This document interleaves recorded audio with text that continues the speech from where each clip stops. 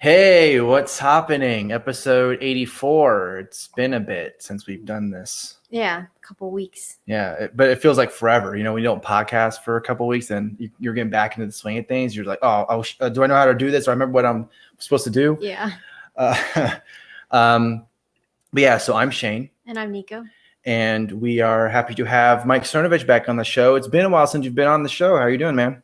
Good. It's been about a year, something like that. Something like that, yeah. About a year. Time flies. Moves faster when you get older, too. Yeah, this whole year has just gone by so fast, you know, despite with everything that's going on in the world. It's like, I can't believe it's already August. I know. Yeah. So, yeah, the last time that we had you on, and also we're going to talk about here with you, with our top story that we're going to talk about is the Jeffrey Epstein case. And however you pronounce her name, Ghislaine or Ghislaine or... Right. Yeah, people tell me it's Ghislaine. So I've never heard it. I've never met her, so I don't. It's like a weird name. I used to call her Ghislaine, whatever. That's what I was calling her too. Yeah, I just found it out. You know, I'm teaching my kid phonics, and no, it's Ghislaine. Okay, Ghislaine. All right, yeah. So Ghislaine Maxwell was finally apprehended and finally caught, I guess, even though there's some speculation as to, you know, can't believe it took this long because maybe they knew where she was and all that stuff. I don't know. There's a lot of uproar about all that stuff. But anyway, so we were going to go ahead and share this article here that's actually from your website. Yeah, here it is. So the sealed Jeffrey Epstein files. And the big thing, because we also saw you tweet about this too, Mike, and it kind of took a while for people to finally take a hold of it, but Bill Clinton was named in the Jeffrey Epstein files, and this was like confirmed. It wasn't just some speculation or some conspiracy theory. It was actually legit that he was actually there and all this stuff. So can you kind of tell us a little more about that? Yeah, the documents hit, and Bill Clinton had been identified by Virginia Roberts as having been on the island with multiple people. So that should have been, it's so weird because we say that with such banality now because we all know it, but that should have been blockbuster, breaking news, Cryon, calls for a comment, the whole thing. And no, I've had more media coverage of tweets of mine than of a former president being identified by a victim of sex trafficking as partaking in the activities on Jeffrey Epstein's island. In the media, nope, doesn't matter. Who cares? So we're back to that game, right? We're back to the game where they don't really care. They only care when they can go after Trump, and then now they're on it. You know, now they're ready to go. Yeah, and so here in one of the tweets that was this whole thread that was in this piece here, and so they ask the witness, when you say you asked him why is Bill Clinton here, where was here? And then they answer, on the island. When you were present with Jeffrey Epstein and Bill Clinton on the island, who else was there? And then they say Ghislaine, and then Emmy, and there was two young girls that I could identify. I never really knew them well anyways. It was just two girls from New York. So just from witness testimony alone, you kind of have to take that as them saying that. So it's not 100%, but it's definitely something that we can definitely look at and be like, okay, there's witness that says that Bill Clinton was there on the island. And that's, yeah, like you're saying, this should be blockbuster news and the media should be running with it. But instead, they're going to talk about more coronavirus stuff. And I mean, obviously, coronavirus is a big news, but this should be also something they can talk about because. Sure, I mean, they talk about Joe Biden riding a bicycle. Right, yeah. Right. Trump pronounces Thailand in one gaffe, and that's the number one trend on Twitter. I'm just so fucking sick of it, man. I really am. I'm just so fucking sick of these sanctimonious people always outraged about something, and then when a real event happens, real news happens, they're nowhere to be found. And I think a lot of people are where you just, I'm sure boomers and other people still get mad. I'm just disgusted. I just fucking hate these people, but it's more contempt. It isn't even like, oh, I got hurt in a relationship, I hate my ex kind of thing. It's just more like, these are contemptible, vile people, and I'm sick of them. And I think that's the mood of a lot of the country. Yeah. So also, Prince Andrew, the famous photo that was kind of going around, and and then he did an interview. He's like, "Do you remember this photo?" And he was like, "I don't know." Apparently the FBI had their own copy for years. Since 2011, they haven't interviewed him. They haven't forced the issue. Nothing. The FBI ignored women who contacted them. They ignored witnesses. They ignored evidence. And that's, I think, the biggest story. The biggest headline would be Bill Clinton on the island, right? That's huge. Should be anyway. Top of the fold. The biggest story, though, is what the fuck happened with the FBI? Just what were they doing? What do these people do day to day? Like, what is their job? You're at the FBI, and there are people saying that they're raped and children are being raped, and you're doing what that day? Watching porn? What do you do, right? What does the FBI actually do? That's, I think, a question to a lot of people, a frustration that a lot of people have is they don't stop the Pulse nightclub shooting. They can't stop the Vegas shooting. They resurface every now and then when they convince some incel to go on an attack, but the attack never happens. They just say, "We'll get you the stuff. Come pick up your stuff." And what do these people do? That to me is the most important story from the Epstein stuff. Is the FBI, does it even need to exist? They need to explain to me and the American public, like, why should you have a job? Why should the FBI exist? Why should the whole thing just not be completely removed from the government when you have case after case like this resurface? Yeah, and not only with just this case, but there's other cases and other instances that you can go with FBI kind of just being neglecting their job, I guess you can say it lightly. It's kind of like, are they dropping the ball, or like at what point is this like on purpose? Like, I'm like, what is the point? Well, and then also too, because we kind of with Bill Clinton and him being named and all that, and media not really going with it.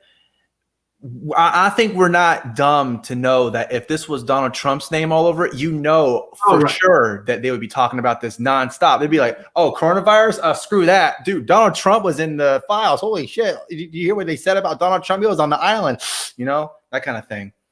It never would have gone away, right? And that's the point. They're like the media. We know the media is bad. We know they're corrupt. They're proving themselves more corrupt every day. The FBI, though, why do they exist? Is what I want to know. What do they do? What do these people do other than spy on a president and spy on a campaign? I don't know. I don't know why they exist, to be honest. I think maybe we should abolish the FBI. Well, there's supposed to be obviously there's supposed to be some kind of extension, I guess, to who the president is, and they're supposed to be this, there's supposed to be intelligence, and then kind of the big story that we can kind of go to in terms of not being intelligent, I guess to say, is the impeachment stuff, with the Russia gate and Ukraine gate. And then the other thing with Russia that didn't really go anywhere, kind of sort of. I mean, it was kind of big, but wasn't, didn't get to impeachment levels, I guess. And then you kind of learn more. And this is from like Clapper and other people. They were saying, or was it James Comey? It was one of those guys that were saying, "Oh, by the way, we didn't really have anything. Sorry, oops. I know we wasted your taxpayer money on this investigation, but there wasn't anything. Sorry." So yeah, like you were saying, should they exist?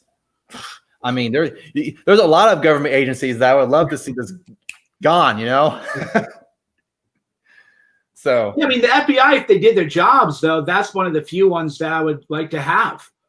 It would be nice to have an FBI that could stop a Las Vegas shooting, that could stop a Pulse nightclub shooting, that could be bothered to investigate human trafficking of underage people. That would be a nice thing to have, even. So, yeah, there's a lot of administrative stuff.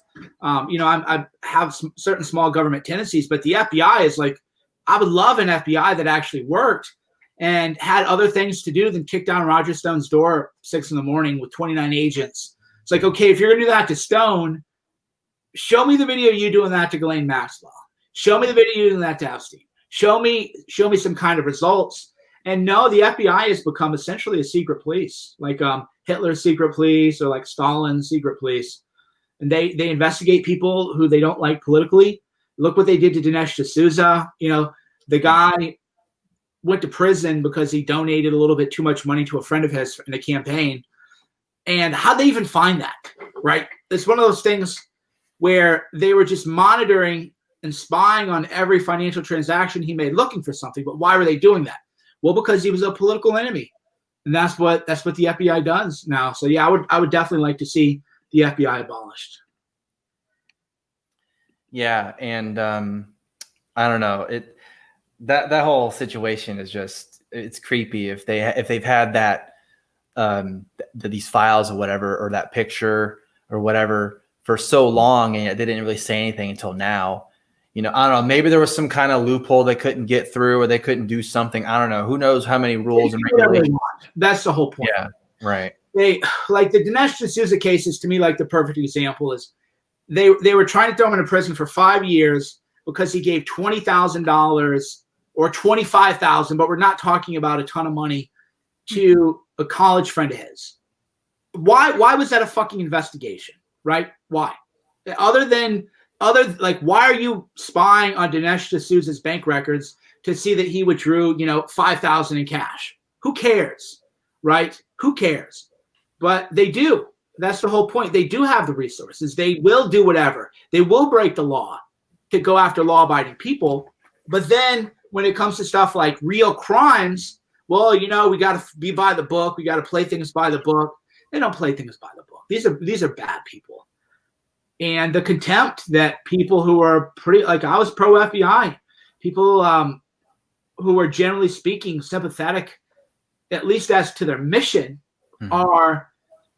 can't believe they exist. Why are they even here? Just take the whole building and put someone else in there. Put in a food court or a food bank.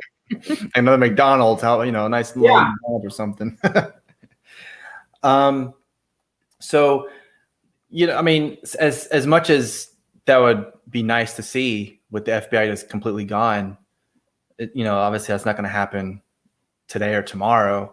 So in terms of like how you see it, like what would you want to see happen that for sure that, the FBI is not going to be abolished tomorrow. So what would you like to see happen for the FBI to, do a better job, or, do something where we can actually trust them? Because I'm pretty sure there's a majority of Americans maybe that they probably don't trust the FBI.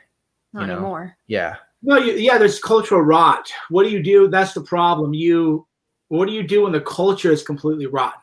It isn't like the FBI is 10 people. I think it's 114,000. The number of employees at the FBI was mind-blowing the first time I heard it.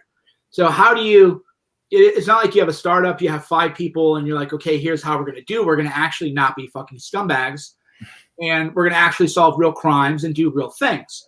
How do you get that across when you have people who probably only work for the FBI because they want to target Republicans and they want to target conservatives? That's why they got the job. That they're basically a terrorist sleeper cell within the FBI. There's no way to reform that. You have to just completely abolish it and start all over. Well, speaking of abolishing government agencies, you also talked, and kind of, I guess, speaking, I know it's a joke, but you're talking about how, your tweets can, be top story news or whatever. But you did tweet out something about, because Trump did the executive orders about, the payroll tax holiday and some other stuff with like coronavirus relief and all that. So you basically were saying, well, why doesn't he pull out a platform about abolishing the IRS? Yeah. So kind of go along with that. Yeah, I mean, I want the government money now. I just I do. They're going to print it. The Democrats are going to give it to that's over. It's the whole fiscal responsibility thing was always revealed to be a ruse and a scam, because we always had money for wars and everything else. And I want government money now, unabashedly, and I don't want to pay taxes either. That's my new political position, is I want government money and I don't want to pay taxes anymore, because that's what we're going to get. That's what we're going to get with the Democrats anyway. So Trump might as well just lean into it. Nobody cares. Once you leave like the DC bubble, the few, people on Twitter oh yeah, I'm a libertarian, I'm a this, I'm a that, or whatever.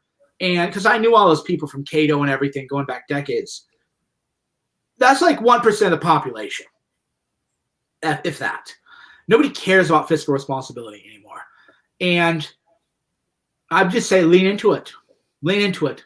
Let's just get this baby going and see how fast we can go. What happens at the end, I don't know. We'll figure it out. That whole thing in the executive order that they were like the payroll holiday. Yeah. The one thing I don't understand is, so does that mean that, like he was saying, like they would suspend like payroll tax or whatever, but you would still owe the tax in the next year. It would just be, you wouldn't know it for that year. So if you suspended payroll tax, then that tax would just be not owed, and then you can unsuspend it at the beginning of the year, for sure. Yeah. We need all that.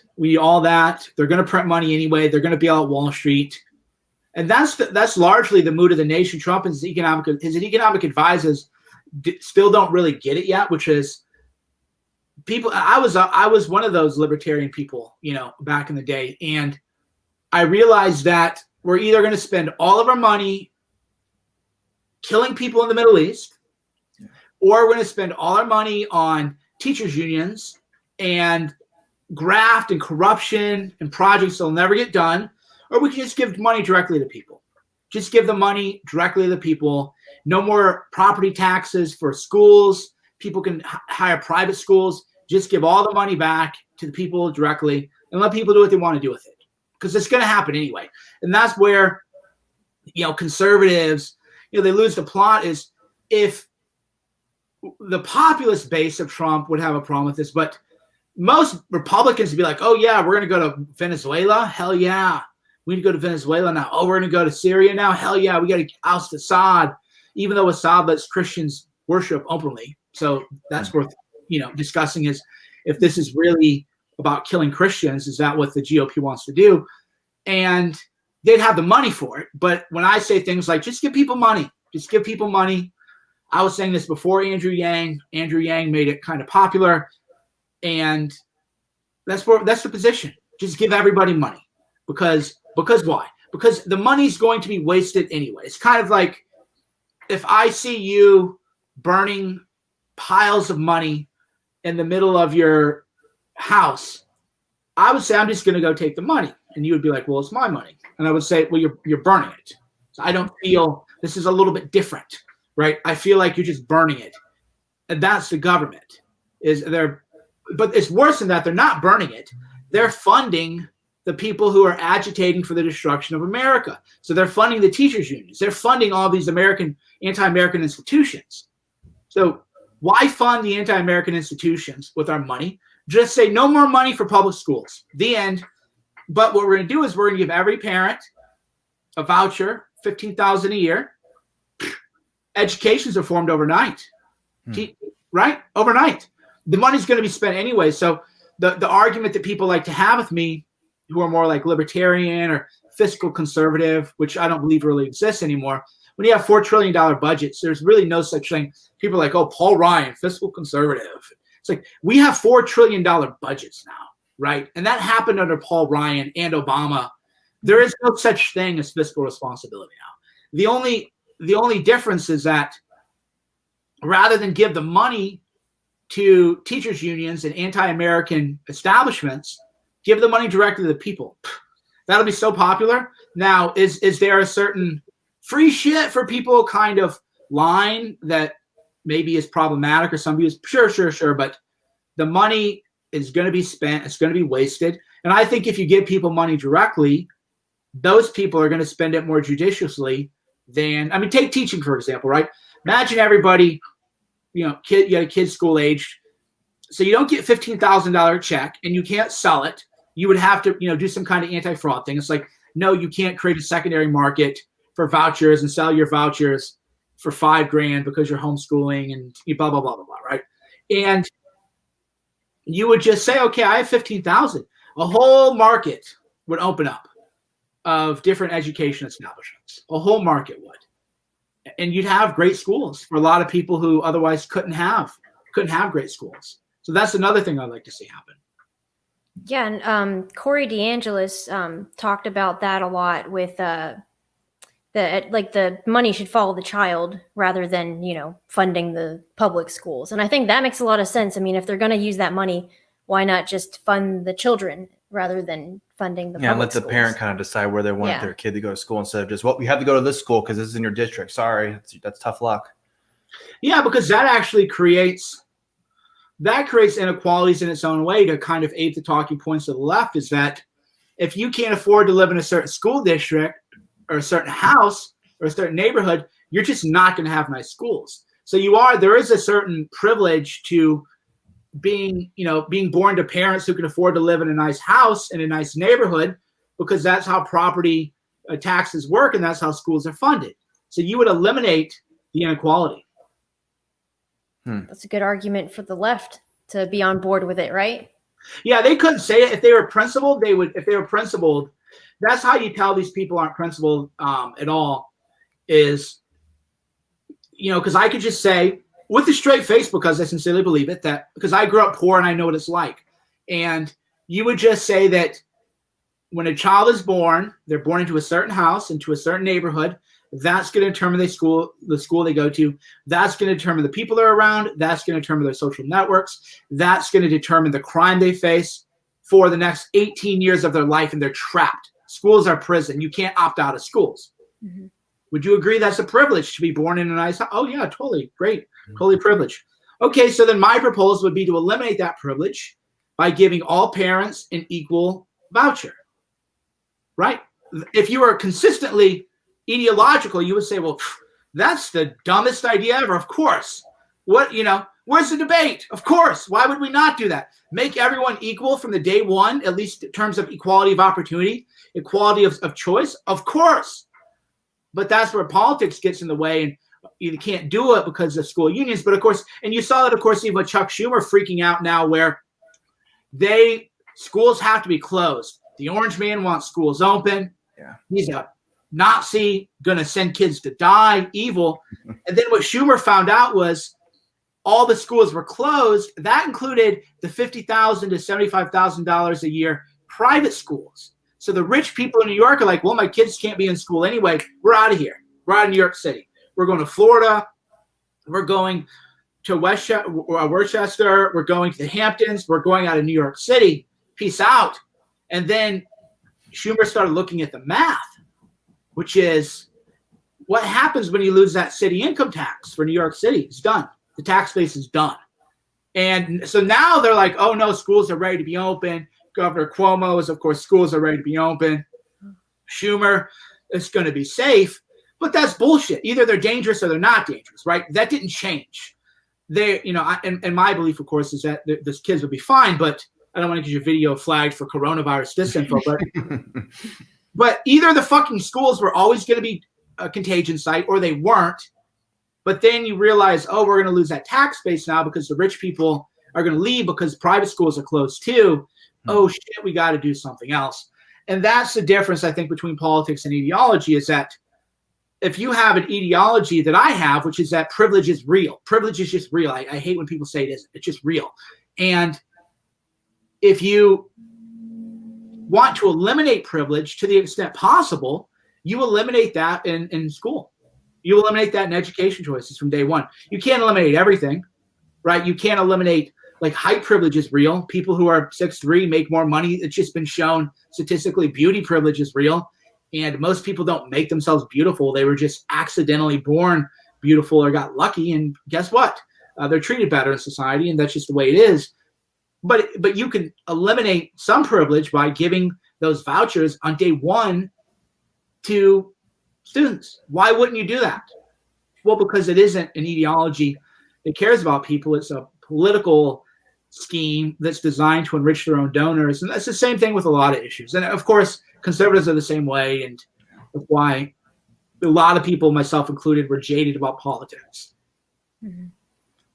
Yeah, that was one thing that, like, when you're talking about New York, that it wasn't like clicking for me before, because I was like, why are they okay with opening schools, but yet everybody is still like condemning Donald Trump for wanting the rest of America's schools to be open. Well, because but now it makes sense. Because Cuomo he's done a great job with his coronavirus. Apparently. Yeah. So. Yeah. So here's what here's what happened. I know this because some of my friends have done okay in life. So their kindergarten. This is absurd to me when I learned this, but that's my own lack of privilege. They're the kind of schools you go to in New York that pipeline you to Dartmouth, Princeton, Harvard, the Ivies. Your parents apply to get you in those schools before you're born.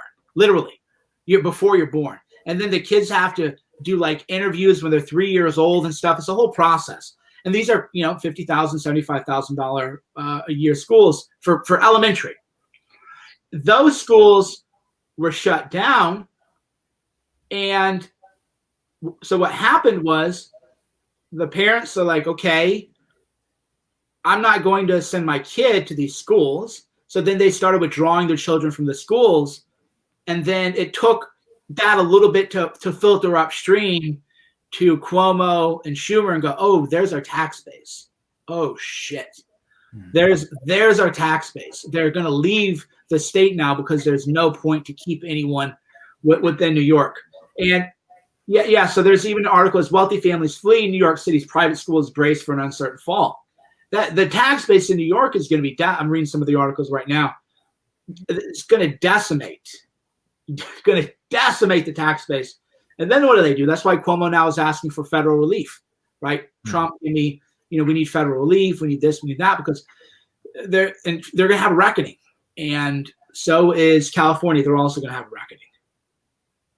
Man, could you imagine Andrew Cuomo he's asking Donald Trump for federal? He's like, I know I was talking shit about you this whole time and how terrible you are, but can you please help us with the state?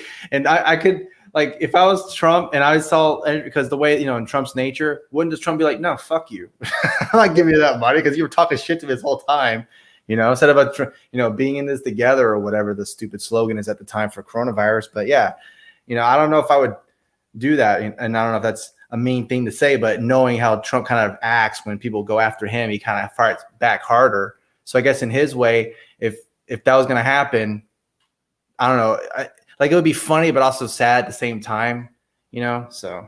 Yeah, no, they did that to Minnesota. Minnesota asked for federal money and Trump said, nah. But the thing too is, it's not just Trump, it's the entire base. Right. My belief fundamentally is that, and they made their choices. There's just, if you're 92% Democrat in Minneapolis or New York or wherever, you've made your choice. You support Antifa, you support violence, you support, I can't hardly get a venue in New York. It's a big city because people will call in and it's a whole thing. So you're all in this agenda. You're all in. And you're getting the agenda now. Oh, no, I didn't, no, we're not children here. It's not like your child jumps in the water and you're like, oh, learn to swim. You shouldn't have jumped in the water, right? These are adults. And the people who are Trump's base, or even people like me, not necessarily his base, but like aligned with the populist vision, no, you don't get any money. Now, is it unbecoming of the office that a personal slight against Trump will dictate major policy decisions? Sure. Yeah, sure. Flip side is Andrew Cuomo murdered a bunch of old people in nursing homes and got away with it. So I don't see any good actors here. I don't see anybody with clean hands that has a certain amount of moral authority to criticize Trump or Cuomo. I'm not saying you guys can't. I'm just saying that what's Cuomo going to say? Oh, I killed all these old people in nursing homes and blamed you though for killing them, even though it was my executive order. But you need to give me, $60 billion because I can't govern my state. No, fuck you. Yeah. Yeah. So I guess since we're kind of mentioning Trump and all that, do you think with all this coronavirus stuff that's happening, and especially in recent times, and do you think that how he's reacted to it and just his because now that he has a president record, like do you see a good chance for him to be reelected, especially now that apparently Joe Biden's the presumptive Democrat nominee? I mean, obviously people are saying, well, maybe the VP, if he picks a VP, then maybe they'll have them be the president. I don't know, because of course, Joe Biden with whatever he says is just a complete loon, I guess. But yeah, what do you see are his chances at becoming president again? It's going to be a close race. I've never believed the polls, and Trump's messaging has finally gotten better. So there's a good chance. Now it was looking a little rough, but the election's a long way away. It's going to be a close race, though. Yeah, I think people that say that Trump's got this in the bag and all that, I think they're kind of being naive about that. Yeah, I don't take them seriously. Yeah, and I think you're right. I think it's going to be close.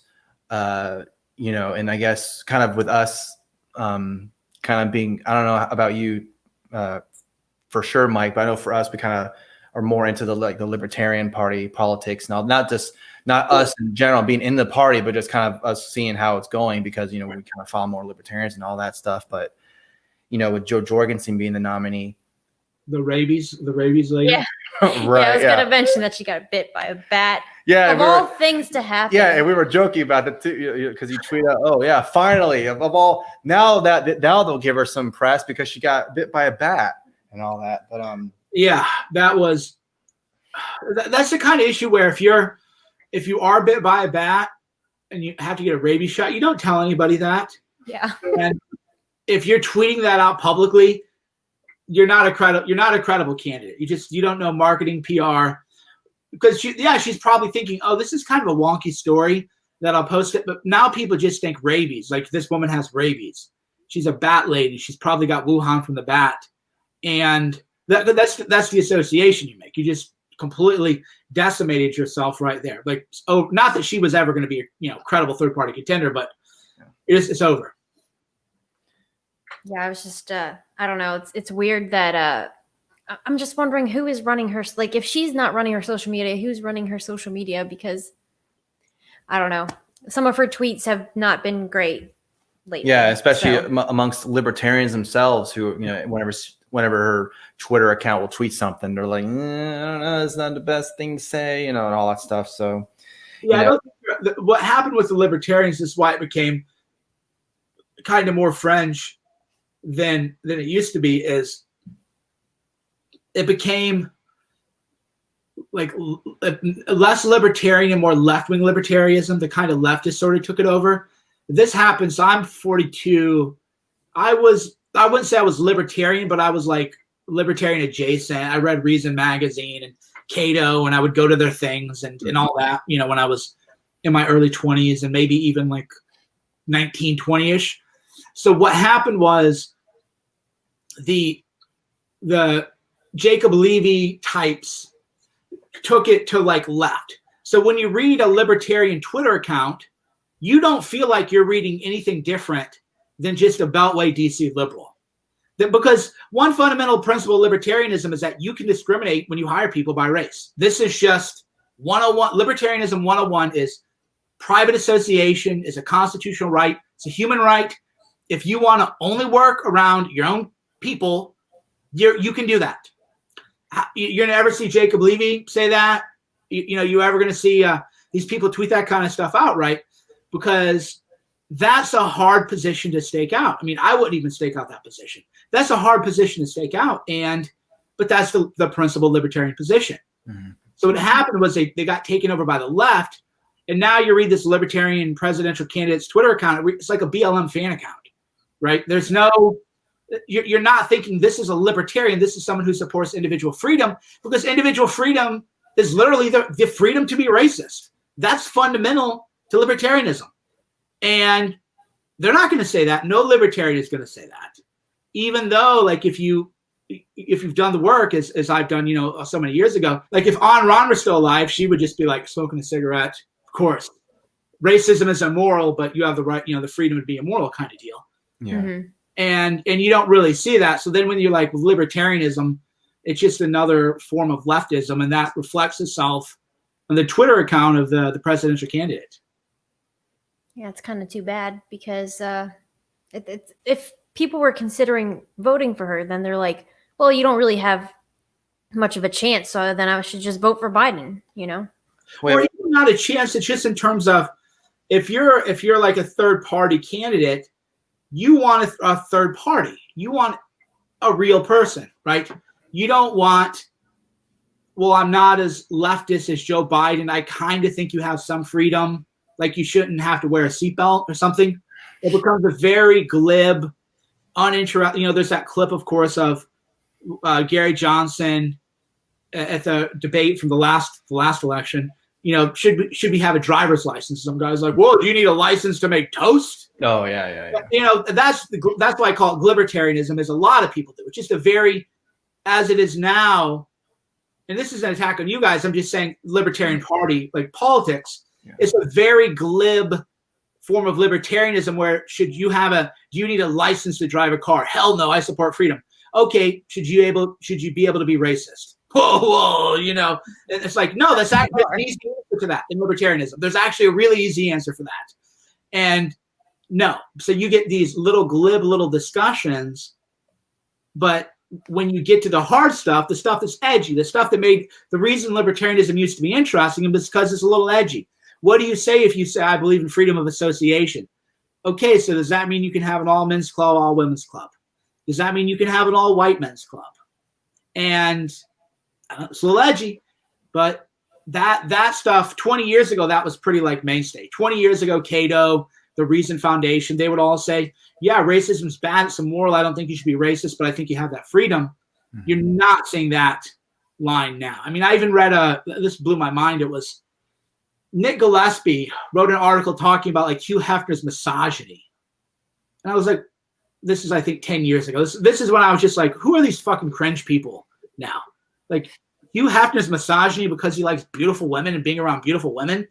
That's literally not misogyny. It's literally libertarianism.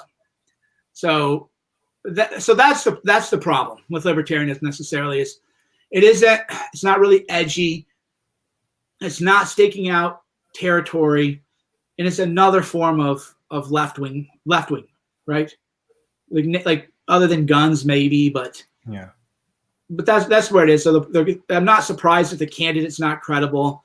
I remember when that like really obese guy went out in a G-string. I don't know if you guys saw that. It just like, okay, this is gross and it doesn't look good. It doesn't make you look good. It doesn't help like advance your message. Atheism has kind of become that way because atheism, the great wars of when Richard Dawkins and them kind of got purged with Elevator Gate, which might have been before your time, but their Elevator Gate was, there was an atheist conference.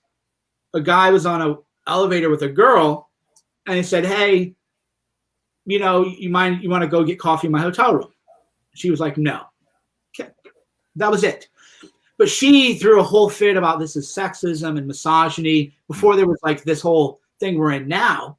And then Richard Dawkins was like, I don't know. I mean, he asked you want to have coffee in your hotel room. Like, then now he's misogyny. So atheism got overtaken by atheism plus, which meant it's not enough to be atheist. You have to be atheist and anti-homophobic, anti-racist, anti-that.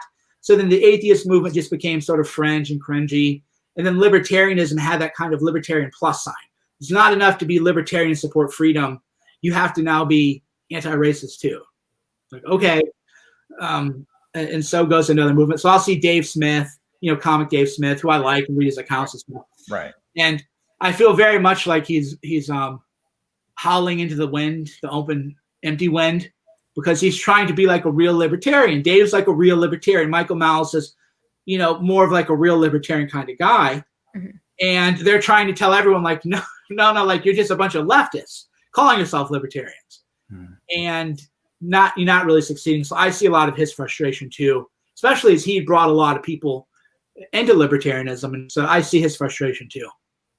Yeah. I mean, we're, I guess, two of his disciples, I suppose. Yeah. Yeah. So, yeah. It's interesting that you were talking about that. And I didn't even think this was going to be a topic. But I'm actually kind of glad this is brought up. Is that, yeah, like kind of saying with like, because there are factions within the Libertarian Party that, yeah, like you're saying, they're more kind of more beltway, more left, whatever. But then there's also people that want to bring back the Ron Paul revolution or just like the old school libertarian. Like this is what we were supposed to be because, instead of like kind of what you're saying too, but why would we vote Libertarian if you have kind of the same alignment as Joe Biden or a Democrat or whatever?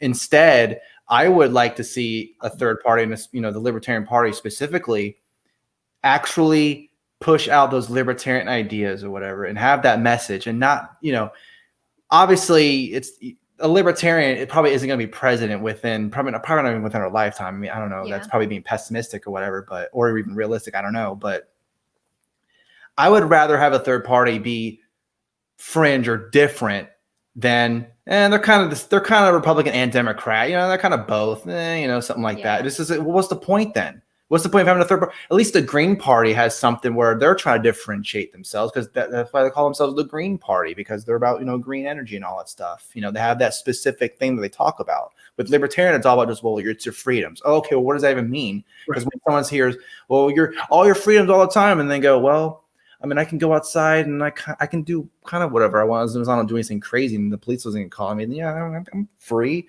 but I've been Republican my whole life, or Democrat or whatever, So I would rather, and this is just me speaking, I'm not speaking for you two, but this is for me. I would rather see a Libertarian Party, espouse those ideas, like you're saying with Dave Smith, for example, private property, private property rights and all that, non-aggression principle, if you agree with that or whatever, just the NAP, being anti-war. Because let's face it, the Republicans, Democrats, especially nowadays, not too anti-war, especially, as sad as that is, it's not happening.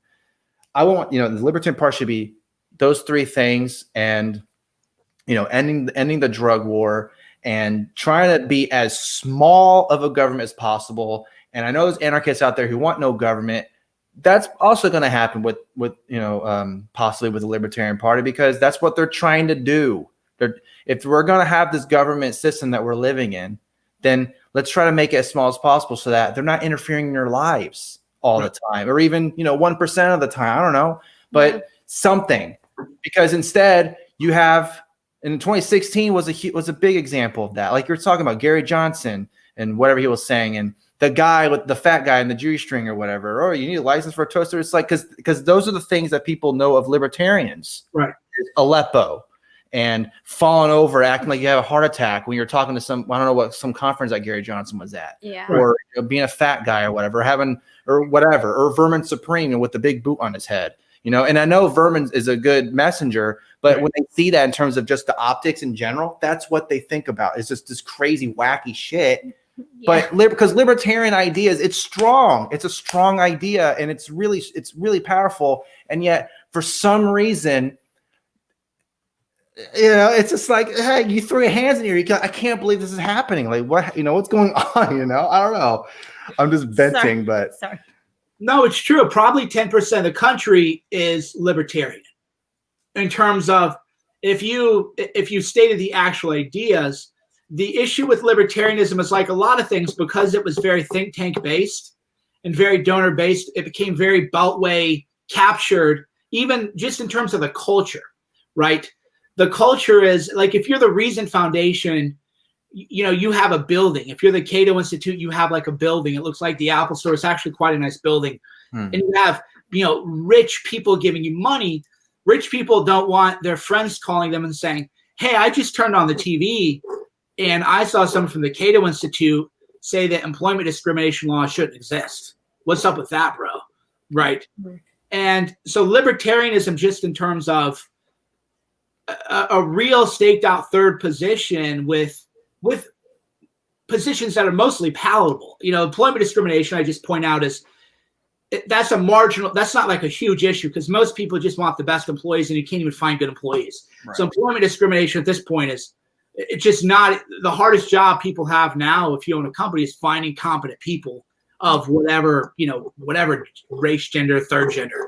But I just use that as an example of, it's just libertarianism 101. And it's like, let's see Radley Balco and all these other people start to say things like that, right? No, because they're going to get canceled. No, but I'm libertarian. I wouldn't do that, but I just think you have the freedom to do it, or should have the freedom to do it. No, you're going to be canceled. You're not going to get those Washington Post columns, because then the angry people are going to say you have a columnist who believes that black people shouldn't be hired. So you don't have anything interesting going on, and the country, the rest of the country anyway, has become naturally more quote unquote libertarian just due to degeneracy. So most people think that drugs should be legalized, at least marijuana, just because more people smoke marijuana, right. Not for any like high value thing of freedom. It's just, no, we want to smoke weed, and it's, weed is good, just like beer and cigarettes or whatever. So yeah, but you're right. If you had a real Libertarian Party that did take courageous positions and articulate them well, you'd get 10% of the vote. Mm-hmm. Yeah, and that's something too that a lot the Libertarian Party kind of goes to. It was like, well, Gary Johnson got all these votes, in 2016. We must be doing something right. Well, it's like, well, you're running against Donald Trump and Hillary Clinton. I mean, you could literally put Cookie Monster as the Libertarian Party nominee. He'd probably get the same amount of votes, maybe, because they just hated those two so much. They weren't finding anyone else. I mean, they were CNN was even giving the Libertarian Party ticket a platform to say, hey, what's libertarianism, guys? Go ahead and say what you got to say and all that. CNN was doing that, and they still fucked it up, And again, I'm not saying that they're going to be president, but, it's just, I don't know. I guess I wasn't too satisfied with the whole thing, Yeah. Well, I don't think anyone really was. Yeah. No, and I see the frustration because I do follow a lot of, Dave Smith as an example, Tom Woods. So I'm plugged in enough to the nodes that I can like get the vibe, what are libertarians thinking and feeling and everything. Yeah, I mean, Stefan Molyneux was a libertarian that got him nuked, because he's like, I should be able to talk about anything because we're free and libertarianism. And it's like nuke. And like, where was the Libertarian Party? Right. Molyneux never advocated violence. He never advocated discrimination. I know him. He was quite good to people. And he got nuked. And you don't see this outcry from libertarians about that. Like, well, why doesn't he have the free? Well, because companies can discriminate against you. Okay, well, then should companies be able to ban people because of their religion? Whoa, let's not go there. That's why I always ask people when they say private companies can do whatever they want. Then I say, okay, would you agree then that Twitter could ban every Muslim right now? Whoa, nobody will just say yes. Right. Like that meme of the guy, like, you do this whole like diatribe and he goes, yes. Yeah. The answer that's quite simple. If your position is private companies can ban anyone they want, no matter what, then okay, so private companies can ban black people. Well, and now suddenly it gets like complicated. It's like, no, it's not complicated. Under your so there's none of that either from like libertarians, or the libertarian position could be, Molyneux was banned. This is bad for discourse. This is bad for the culture, even though Twitter has the right. There's a lot of ways to thread that needle. Instead, it's just like, no, Molyneux tweeted some edgy things about, various races and genders, and we don't want to get canceled over that. We want to be a nice little cozy little safe space. And so you see that too. Like Tom Woods, of course, is an exception. Molyneux is, but I'm talking about like the leadership. I'm not talking about the good guys, so to speak, the people you read or that I read. But that would be your position. And then you would say, and that's also too how you get on TV. We're the Libertarian Party.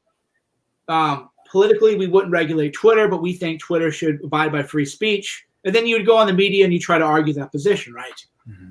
And then that's how people know you. You don't have to get bat rabies to get press coverage. You have ideas that you're not afraid to defend. You have controversial positions that will get you a little bit of blowback, and you're not afraid of that. That's also too how you get media, and the Libertarian Party is not doing that. Yeah, and you were mentioning like Molyneux and all that, and how we got nuked and everything. Like a while back, Dave Smith went on Molyneux's show, and he called him the great Stefan Molyneux, and of course, some libertarians were like, can't believe why would you call Stefan Molyneux great? Like, what is, and then exactly to your point, there's just his heads within libertarians are like, well, why would you call him great? It's like, well, he's talking about the NAP and peaceful parenting and all that stuff. And yeah, but he said something I didn't like back in 2020 or 2017 or something like that. I don't like that. So he can't be great, and of course, I'm sure there's things that maybe he's tweeted or something that not everybody's going to like, Yeah. And what he did himself no favors was on it would be like a whole week of stuff. And it got to the point where friends of mine were like texting me like, what's going on? I was like, I don't know, man. So it's one thing you want to be like, hey, if you're a woman, find a good guy, settle down. There is a timeline. Like, there is a timeline. And there's a way and he's a compassionate person, because I'm compassionate about that too. Is if you do not want to have children, great. I fully support that. But if you do, then unfortunately men do have privilege. A man, like whenever men are like, ooh, the feminists are ruining my life, I'm like, what are you kidding? You could be like a loser guy up until you're like 40, get your shit in order, make a little bit of money, get in shape, and you could have like a hot 25-year-old girlfriend, like within a week. Like a woman can't just do that. A woman can't just like destroy her life and her body, and then at 40 years be like, okay, I want to reboot. I want to start over. Is it fair? No. But you just have to make choices earlier. And so with Molyneux, he would just not you. And Twitter's a bad medium for that. There's a sensitivity to this. Like, friends of mine have had miscarriages. I watched friends go through, and the women were under 30 too. So it isn't even like the eggs are old. Like, people struggle with this shit. Both, like, two of my friends had to get embryos frozen, and like the embryos don't hit, and just so when you're tweeting stuff like that, you're just not. And this is what would frustrate me about him is you don't look like a compassionate person. You look like a fucking dickhead. Like, this is a real issue people struggle with, and it's not something that you should be like glib about. It's something that you should treat with decency. So if you watch his videos, he does in fact treat him with decency. So it's like maybe the medium, isn't the right, so Twitter especially, it's like maybe the medium isn't the right place for that kind of stuff. So, but anyway, that's a long way of saying Molyneux's a great guy. But a libertarian will just see like one or two tweets, and then that's who he is forever, and that's his position. Even though when you watch the full videos, it's it's a little bit more nuanced, than that.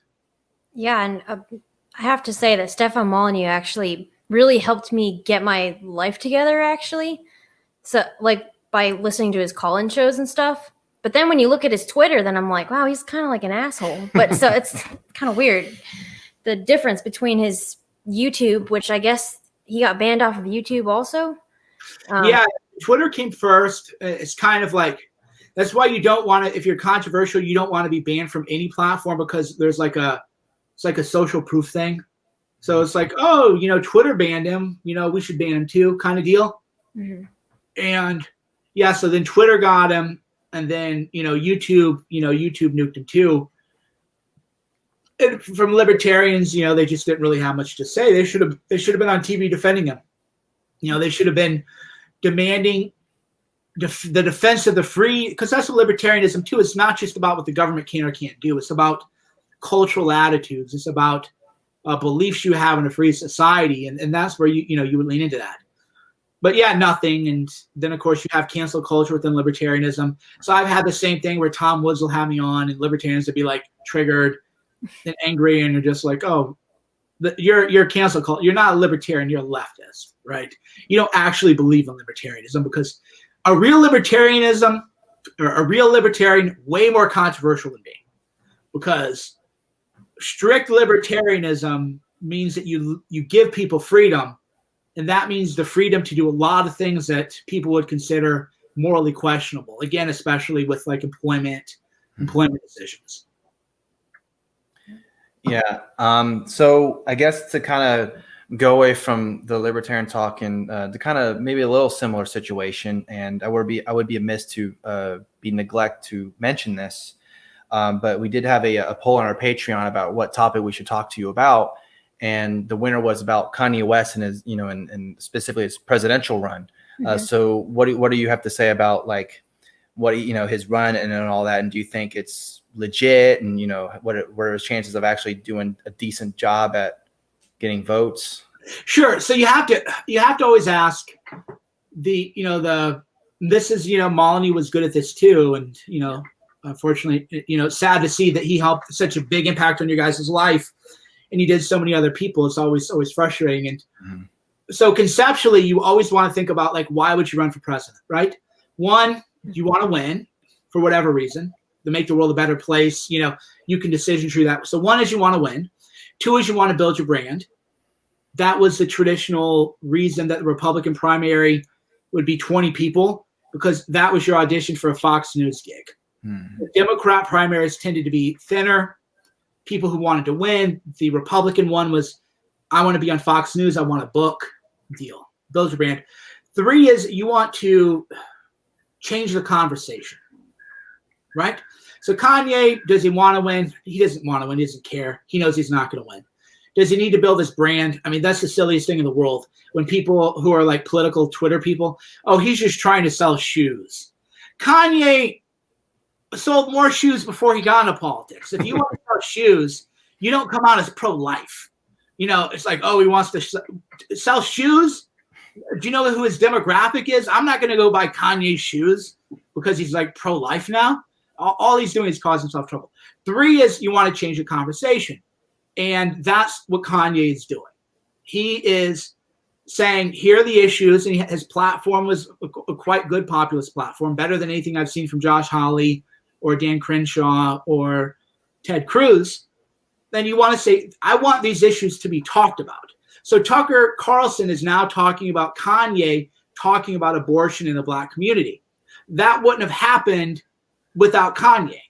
People are going to talk about issues that they wouldn't have talked about if Kanye hadn't entered the race. So Kanye is changing the conversation about who can run, why you should run. He's changing the conversation about the issues and what we're going to talk about. That's his goal there. So it isn't a stunt, as some people would say. It isn't to build his brand. And to me, I just laugh at that. It really is about getting the conversation going, getting the Bible. You know, in his platform, he has a biblical verse and everything. He's kind of tricking you into reading the Bible. Mm-hmm. So leaning into God, leaning into pro-life positions, getting people to talk about these issues. That's why Kanye's running, and it's working. Yeah, and I can definitely see him. Excuse me. I can definitely see him getting a pretty good sized amount of votes, and of course, Kanye West being such a huge figure in entertainment, just in the culture in general. You know, there's people, especially the Democrats, saying, well, he's doing this because it's going to hurt Joe Biden and Donald Trump has something to do with this. And then, of course, you know, Trump had to come out and say, I don't know what you're talking about. I had nothing to do with this. And so I can definitely see him getting some good amount of votes. And as far as I know, and I wrote it down, he's actually on the ballot officially, I'm pretty sure, in Oklahoma, Illinois, and Vermont. And then he's some other states that he's trying to get onto the ballot as well. And that's pretty interesting to know that when you're going to go into the ballot box or however we're going to vote, whether it's mail-in or something like that, I have no idea, especially with coronavirus being around and how the government's reacting to all that. It's just going to be funny. It's got to make people chuckle when they look at their thing and go, Donald Trump, wow, he was just on The Apprentice 5 years ago. Okay, that's weird. Joe Biden, he was vice president under Obama. So we're going to continue the Obama legacy or whatever, or Obama regime. Okay. And then Kanye West, like, what kind of world are we living in? This is crazy. Like the fact that, and like kind of we were saying, and you know, what's funny too, this does kind of tie in with the libertarian stuff because he's going out there and saying what he's going to say, and he's not afraid of what people are going to say. And I guess it kind of does help that he's just this huge figure. He's so rich, and he probably doesn't have to worry about losing a whole lot of money. But that's the kind of fire and the kind of passion that I like to see from libertarians, not just being, you know, I want to tie in, you know, balance on the line, and I don't want to piss you off. I don't want to piss you off. You know, he's just going out there and saying what Kanye's going to say. Yep. I would like to see a Libertarian Party presidential candidate being like, yeah, we're for private property rights, and I think a business should, you know, employ whoever they want. Yeah, what's the problem there? Because let's face it, if a black-owned family or a black-owned family, wow, that sounded terrible. A black-owned restaurant or whatever, and they're going to mainly employ owned restaurants. Right, exactly. Yeah, that's by the way, that's how your political career gets ended. That's what like they do to Trump. Remember, Trump's like, we love our blacks, and he was like, we love our black supporters who show up and everything. Like, wow, Trump is a slave owner now. Yeah, that really is how the media slices, and that's what's funny too is you can like see that when you do stuff live. You're like, oh, they're gonna clip that. Yeah. Here's how they're gonna edit that, and then here's how the narrative is gonna be. Yeah, well, that's why I always make sure to have the whole thing. So if someone does end up clipping that, it's like, well, actually, I did say. Yeah, I mean, and that, but that's still a little bit old school too, which is there. Trump had that disastrous HBO interview.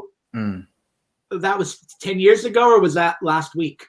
Right, 50 million views of that Corona interview we did with Jonathan Swan. And right. Okay. Yeah, you don't even remember it. No, it was the biggest. You're like, oh my God, this is, and that's what I've had to learn too. Like, I've been in some pretty not nice news cycles, so to speak.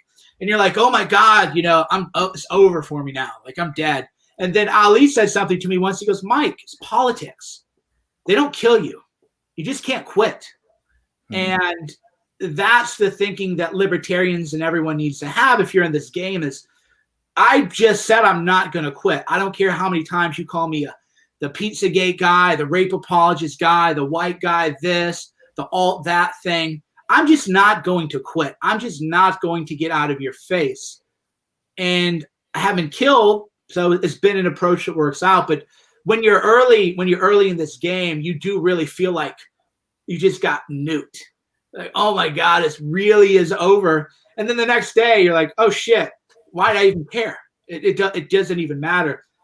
That's certainly true of like public figures, and that's what Trump is good at. That's why people go, oh, this interview is a disaster and it's terrible. And the Axios thing, I was like, yeah, this wasn't a very good interview, but it doesn't matter. It's just another thing that happened among 100,000 other things. So if you guys keep, going into this world, you just got to lean into it. The next day, nobody even knows. I mean, I know people. There's a guy who he used to troll me a lot on Twitter. And I was like, wow, this guy's really annoying. And he became like a resistance hero. I don't know why I didn't think to do my research myself. But it turns out the guy had been a convicted felon. He ripped off a bunch of people on a Broadway play. He ran a scam where he raised money for a play. Just, we're talking like real scumbag shit, right? And not a bad joke tweet, like a real dirtbag. And like nobody even knew that. He's just on Twitter. Doesn't even matter. And he actually committed real crimes. And that's where the Republicans or libertarians, because it's always if you're right wing, and libertarianism is not right wing, but that's how it's treated by the media. Like Aleppo and Gary Johnson. Gary Johnson's error was he just quit doing media for a while and that stuck. But if you do Aleppo, but then you do 10 other interviews that day, 15 Periscopes, 15 YouTube podcasts, 30 blog posts, 100 social media things, that's just like a thing. You can't let it stick, though. You can't be like, oh, they got me good. I'm not going to say anything for a week, because now you're the Aleppo guy. Now you're the fat libertarian guy in a G-string. Now you're the lady with bat rabies. That's who you are forever. Whereas instead, you push through that, and then 100 other things happen, and then all they know is, because I have people that follow me on Twitter, they're like, I don't even know who you are, how I started following you, because I'm just like a thing now, right? Like, who am I even? What do I even do? Half the people who follow me don't even know. 80% of people who follow me don't know that I have a Guerrilla Mindset book that is like what put me on the map in terms of like as a career as a writer. Over half the people who follow me haven't watched Host, which is like, I feel like I've spammed people to death, like, and they're like, oh, I didn't know you had a movie. Where do I watch your movie? And I'm like, where do you watch my movie? What do you mean? You haven't seen 1,000 tweets of me on it? And no, they haven't. And the lesson there is the same aspects that are frustrating, which is like, just watch my movie. It costs $4. Just fucking go watch it right now. That drives you a little bit batty, is the same reason that when things hit you, your people don't even know about it. They're like, oh, I even saw that thing. Who cares? I don't even believe it. So you become less hung up by like the quote unquote like Oppo. So Karen Bass, that's how they got her. They got that one like Scientologist video, and she made a mistake. Just lean into it. But instead, they kind of go into their bunkers, and now it's like, okay, so Karen Bass is a Scientology lady. And okay, that's who she is now. And this other candidate is the whatever that gets stumped. Okay, they're still running that old model PR playbook, which is you get hit, go into your bunker, just lay low, let it blow over. It doesn't blow over anymore. It's narrative sets on you like concrete. It's like if I dumped concrete on you and it was wet and you just stood there, let it blow over, now you're a statue. But if you threw it off of you and got it off of you, it doesn't stick. So Karen Bass, she's now the Scientologist person. That's not fair. She gave one talk 10 years ago to a thing. You know, like, was she supposed to, you can't talk to Scientologists? That's new to me. You're not allowed to talk to Scientologists? Okay. That's a new rule. And well, Scientology has done some bad things. A lot of people have done bad things to bad people. So, but you can talk to Louis Farrakhan and you're okay, but you can't talk to Scientology. You know what I'm saying? Mm-hmm. In terms of PR, the mistake was you can't let that bad narrative stick. You have to lean into it because then you're hot because they're attacking you. That's when you want to dominate the conversation and then get people talking about who you really want them to see. And people still don't know that. You think they would, but most people don't know that playbook because most marketing professionals don't know it. And then you need a certain amount of psychological robustness to know that I'm walking into a room where everyone hates me. That's not a fun thing to do, right? They hate me. You know, you imagine you go to a party, everybody like gives you, have you seen the meme of all the chicks like looking at a guy like that? It's like kind of a funny little meme. Like imagine you walk in and that's your like reaction. If you don't have a certain amount of fertility with your psychology and your mindset, you're not going to want to go into the room. But if you want to be in the game, because like Kanye's been good at that too. Every time they try to make something stick, he just boom, boom, boom, boom, boom. He keeps doing something else. So now you're like, oh, he kind of gave that slave comment at TMZ, but I don't really even know what that means at this point. Like he said it, I don't really get it. Something abortion, yeah, he's pro-life, right? And so you have to keep going forward, and that's why Kanye is credible, not in 2020, but in 2024 and 2028, which is you just have to keep doing stuff. And then no one bad thing that they try to nuke you with is ever going to hit. And that's even with Molyneux. I told him with Molyneux is, I wish he'd have done this, Stefan, is I was like, just post family stuff. Just post, like if you know that they're trying to get you, just post puppy pics, nature pics. I took a hike in the woods and just for a month. And then people would be like, oh yeah, I follow this like nature account. You know, and then be like, it really does change the tone. But if you know you're a target and you're like, I'm going to give you another little tweet that you can file away. And I'm going to give you like another little clip that you can make. Just do a nature account. But you got to do something. So you can't do nothing. And you can't give them more. So you have to do something completely different. Kanye really does grasp that. Either intuitively or cognitively, on some kind of level, he understands that. And Trump gets it too. He stopped doing it, but just, 1 week ago, oh my God, I can't believe he did this HBO interview. It's over for the Orange Man. And now they're like, oh, he wants to give money to people on unemployment. We have to crush the Orange Man. You're like, what a turn a week takes. Well, I guess I'll remember that if I have a really bad tweet. Just start posting nature pics. Or something. Just family pics. If you do drawing, you have a really nice Instagram food pic account. I would just post food pics. The point is it's like, and this is talked about in Guerrilla Mindset and it works widely, which is if you don't like the conversation, you change it.